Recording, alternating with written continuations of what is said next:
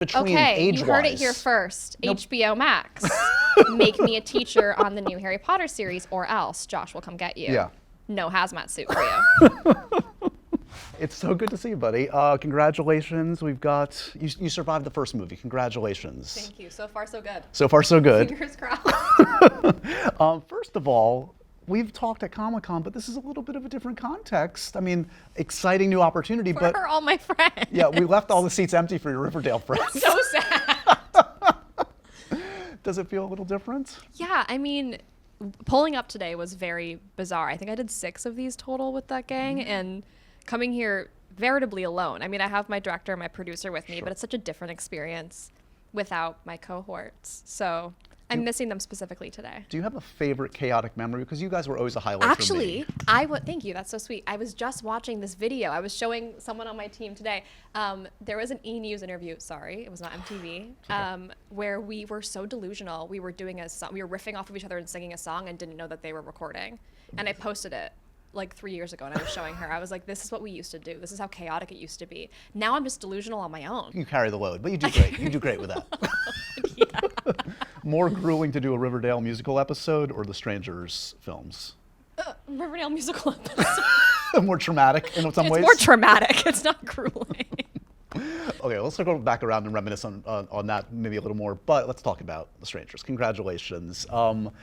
This is like, you know, new territory. Obviously, this is the sequel, but like shooting this, I know a little bit of like how you guys did this. This was quite an undertaking. So happy and proud that the world is loving it, that there's more to come. Yeah, so we cross-shot them. So we shot all 3 at once. I would shoot movie 3 in the morning and movie 1 in the evening. It was such an undertaking. I really honestly chose to do it, as a huge fan of Strangers, the original, and I was like, if anyone's gonna this up, it has to be me. Like, do you know what I mean? I love it so much. This ship down. I love this movie so much that it's gonna be on my shoulders if it sucks.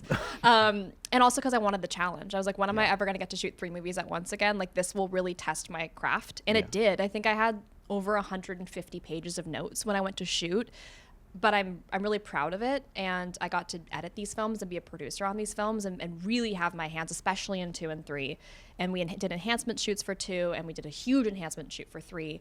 And although movie 1 is it's like a cautionary thing I have to say, where it's like people were really shocked that we truly remade the original Strangers, but there's no way to do what we wanted to do in 2 and 3 without the jumping off point of 1. You've laid the groundwork to now 100%. do your own thing. Yeah. Now it's like you've never seen a Strangers like 2, or I mean, especially 3, which we're editing right now, and is so bonkers. I'm so happy about it. So what are your, generally speaking, your notes? Are you like more blood, more suspense in this way? Like when I'm editing? Yeah. Oh, I'm so specific. I'm like, can you go back this frame? Can you add 6 frames here? Can you go back to the scene? Can we rearrange? Can this scene go here? Like I'm so like, it's not about blood. It's about like the story. To me, I mean, I'm a storyteller, and I do feel like, in the least lame way of saying that, like, I'm a storyteller. That isn't all encompassing. I think as an artist, like, it doesn't matter if I'm writing, if I'm, eventually directing, producing, editing, like, it's all kind of the same to me. Acting, it's just kind of like building out a story. And so finding the best structure for the story is my job. I mean, so much of this, like the physical demands of something like this, and also like playing fear, playing that intensity, and modulating that too. It's like, in your head you have to be like, okay, I'm gonna give you a level 7 scream now, number 9, like how scared am I? No, I don't think of it like that, but fear is the hardest emotion to generate. I believe to manufacture, it really has to be real. So I'm kind of living in a constant fight or flight when I've shot these films, and I'm really thankful that I'm fully done shooting them. Like they can't drag me back for more. Like movie 3 is almost locked. I know I'm good. Right. I don't. I think I'm just like in the moment of, I'm informed by what happened in the scene before. And as far as I know, my character has no idea what's coming next. So everything can be a 10 sometimes if she thinks this is the most scary thing that's ever happened to her. Yeah. I love that. Look, horror movies are so important to all of us that love film in general. Like we always see that movie maybe a little too early than we're supposed to. That scars us in a good way for the rest of our lives. What was that for you? It. Oh, wait, the original It. Tim Curry. It. Yes. Yeah. I watched that. I must have been 6 years old, and my parents had this family, some like giant adult party, and there was like 6 kids there, and one of them was this little brat 15-year-old boy who was like, these little children need to watch It, and he put It on for me, I was horrified. And then my mom dressed up as a clown for Halloween that year. No. And I was like, you're actually a terrible person. What is wrong with you? We have not spoken since. I've never spoken to her again. You're right.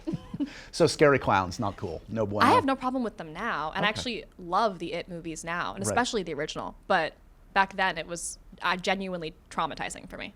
General fears in your life? Are you spiders? Are you like, weird noises person? What's it like? Germs, kinda. Little I germaphobe? like my wet wipes and my my hand sanitizer. Yeah. So you came in here and you were like, wipe me down. Like, Where's my hazmat suit? I'm gonna go see Josh. Exactly.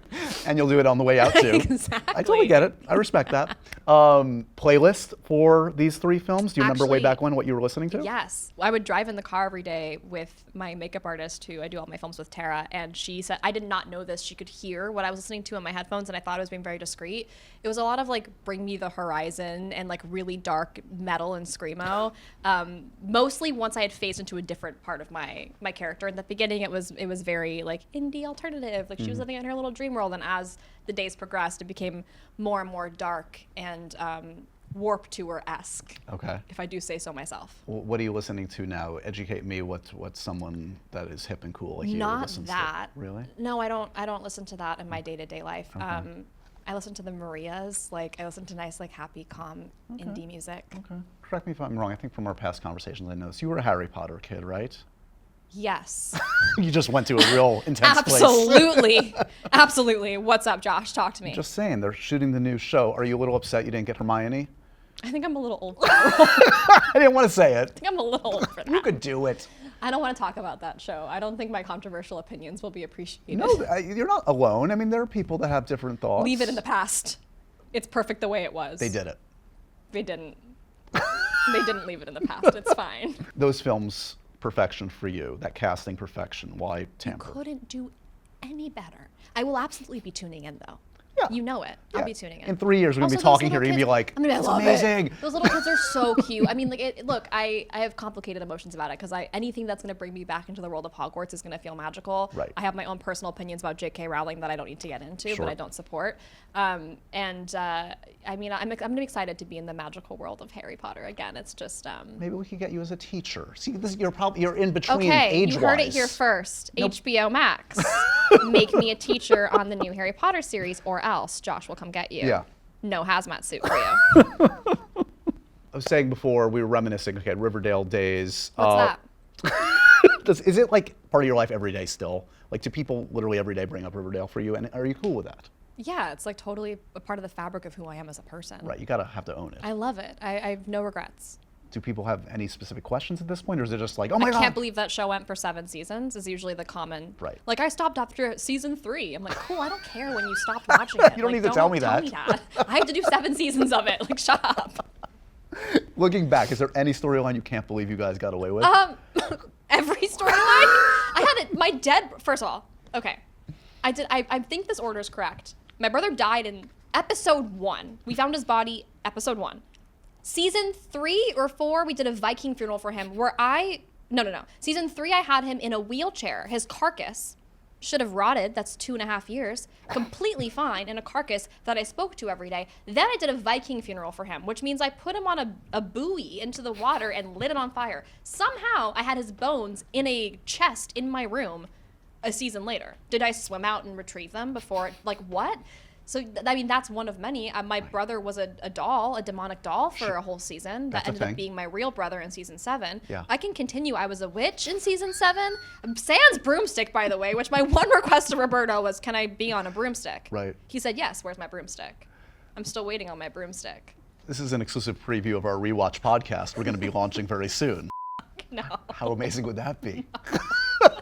I honestly started watching the pilot, like, I don't know, a year ago and started crying. So I don't know. PTSD, a little. No, I love the pilot. Okay. Pilot's an excellent episode of television, in my opinion. Okay, we're good. You're in a safe space. Thank you. The Strangers, Part 2. Only in theaters. Come on, Josh. September 26th.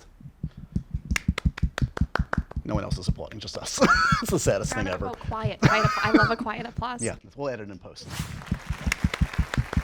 This is the most unhinged I've been in a long time. That's what I have expect. to take on all the unhinged from my cast from Riverdale and bring it here. Get the It's hinge. inside. Get the hinge back on for the rest. I want all the unhinged. It's only exclusive for you. to me. Well, the door's closed. This is only for you. Yeah, we didn't record And this. all This of is just you. for us.